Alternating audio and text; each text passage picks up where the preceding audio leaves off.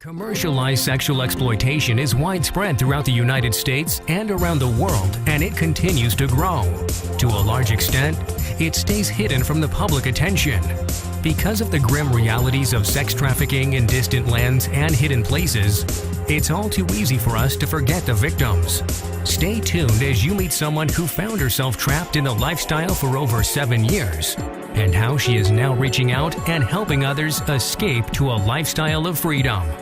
Coming up next on the Healing Today Show.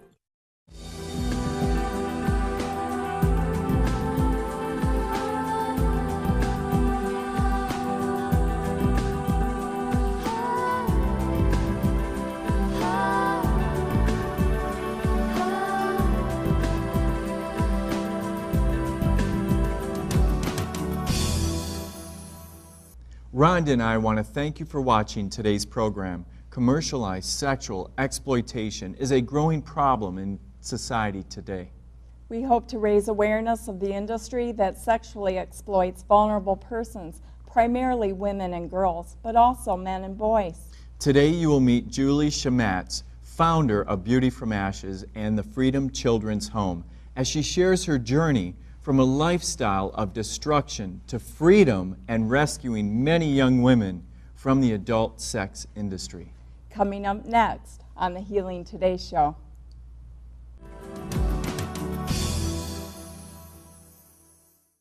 Hi, we're talking with Pastor Julie Shematz from Beauty From Ashes.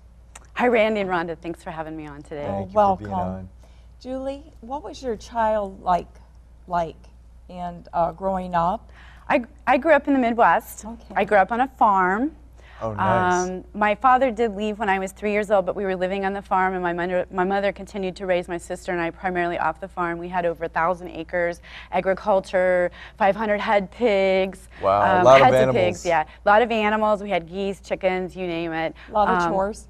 A lot of chores, yes. We had an acre garden that we actually worked out of and produced our own crops, our own food out of, and so forth. Did you sell the crops and have like a little stand like how people No, have we them? didn't do that. We just really basically, it was for canning and for our own survival, the family and so forth. Great. So in the family it was your sibling, mother? It was, I have one sister and I have a mother, and then I had my grandfather and my grandma and grandpa. At the time it was a great grandfather and grandpa, as well as an aunt and uncle and cousins, and then we had hired hands. Okay. So it was a very protected environment that I grew up in. I was like my best friend to my grandfather was my best friend and my dad all rolled into one. I went to high school, a rural high school, very small, was a cheerleader. I ran track, and that's actually where I ended up excelling. By the time I was a sophomore in high school, I was running times that they thought I was going to run in the Olympics one day. And I knew that the only way I was going to get out of Smallville, USA was going to be possibly with a track scholarship. So I stayed real on the straight and narrow. I was a good girl, wasn't religious. Our family was not Christian. So you didn't have any religious upbringing at all? Well, not from my family, but from babysitters. Wow. It's an interesting, babysitters were Christians, and they're the ones who took me to Sunday school and vacation Bible school. And when I was 21, and I called out to God after an employer referred me to reading the Bible and telling me that God loved me, I found a Bible that I had written in it that I was 8 years old, and I had asked Jesus Christ to come into my heart, and that I was saved from that day forward. So there were seeds planted. Oh, definitely. Wow. Well, Julie, what happened in college that started to change your life?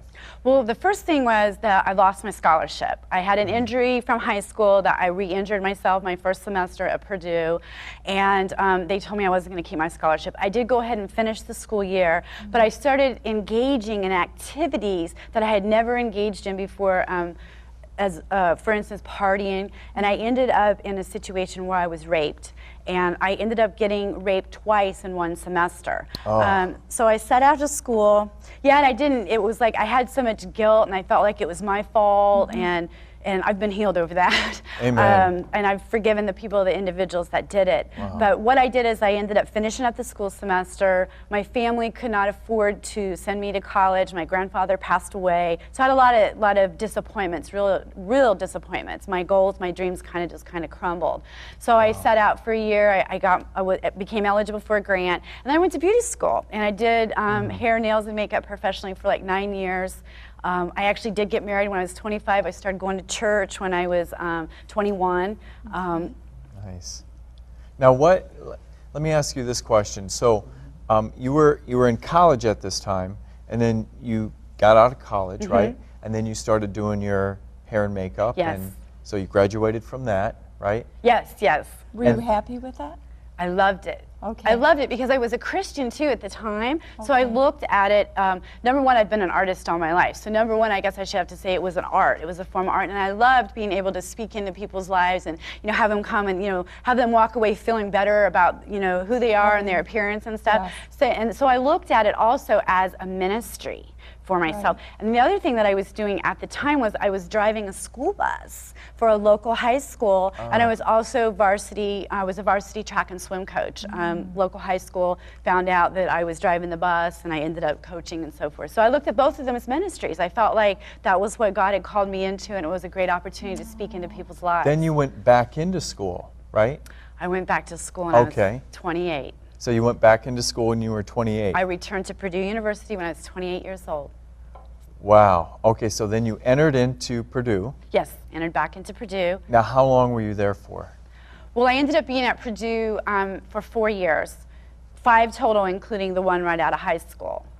But when I went back to Purdue, it was a result of going through a divorce, and really some things that happened, and I got offended in the church, and I slowly stopped reading my Bible, and I slowly stopped going to church, and really the enemy came in, and I ended up making some decisions that my husband divorced me, and I was really faced with this situation that, you know, I had all these dreams and goals. I thought I was going to be barefoot and pregnant and homeschooling kids. Now, Julie, there were some things that sort of occurred as a consequence of starting to run into a financial difficulty, right? Yes.